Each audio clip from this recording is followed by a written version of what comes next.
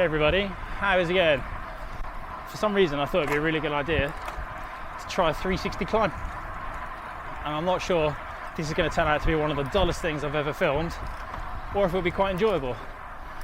Anyway, this is a climb from a place, or to a place called Brimscombe, and it's just outside of Stroud. It climbs up onto the Minchinhampton Commons, which I think is one of the nicest areas around for recreational activities, like riding a bike.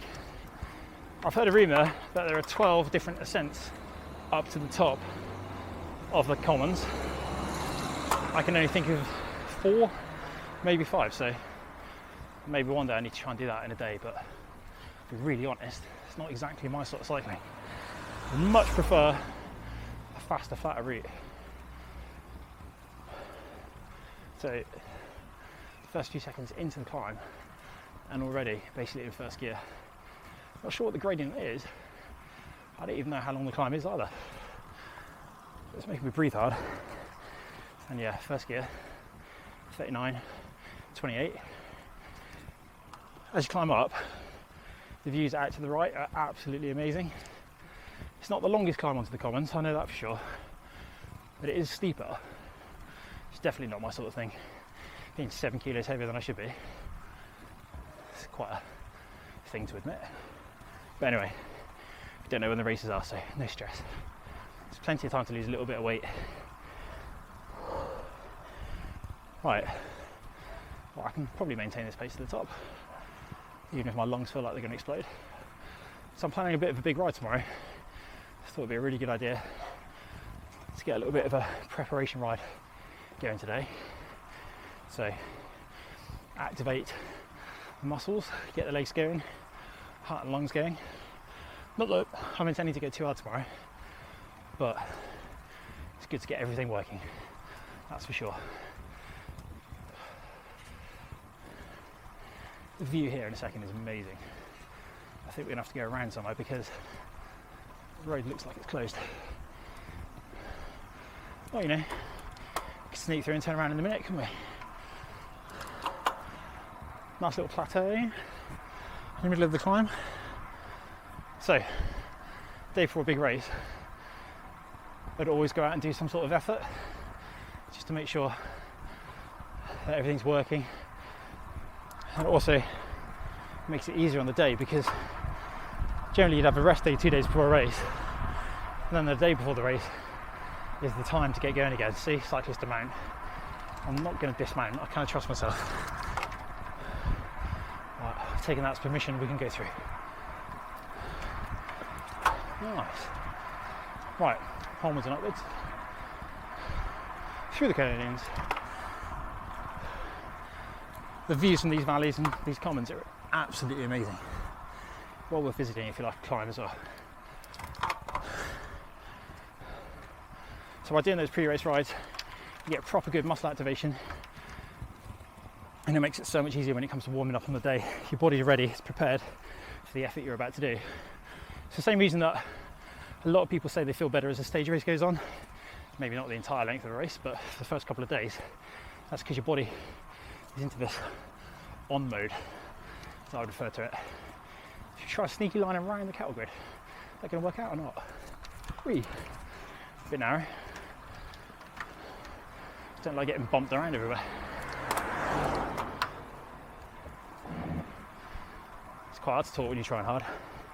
Heart rate is, it's not even that high, 155. It's very warm. In the winter you always get a better view, don't you, when there are no trees and no bushes obscuring it, no foliage. There we go, I can see it in the distance. Climb like this is really good because you can't really ride up it that easy because it's so steep. Pretty much in first gear all the way anyway. You have to fight for it. I'll be really honest, mega weakness of mine, getting up steep climbs, even when I'm light or lighter. I don't know why, because when it comes to sprinting I can produce a lot of torque, but for some reason sustained pedalling. But you know, it's just the way it is. Each of their own, we're all built differently. you can try and train against it. It definitely helps. The more you train for one aspect, definitely the better you get. Right, we're nearly at the top. Final surge, a little bit harder. Not quite sure what that's going to look like out of the camera. I imagine I'm pretty close to it right then. So I managed to get away without using the huge stick. Everyone's kind of been bemused by how I'm at the camera. Sometimes you can see it in the shadow. But right now, it's mounted on a 32 centimeter extension on my handlebars, which I think is probably my preferred place to mount it. In the past, I've had it strapped to a down tube on a 3 meter selfie pole. I mean, it's quite long. You start riding along with a pole that long. It's not cumbersome, but you can imagine how much that wobbles when it's extended. And if you have it across the handlebars, so out to one side, it starts to affect the handling as well. Here we go, final few meters. And with a bit of luck, you'll be able to see the graphics over the top as well.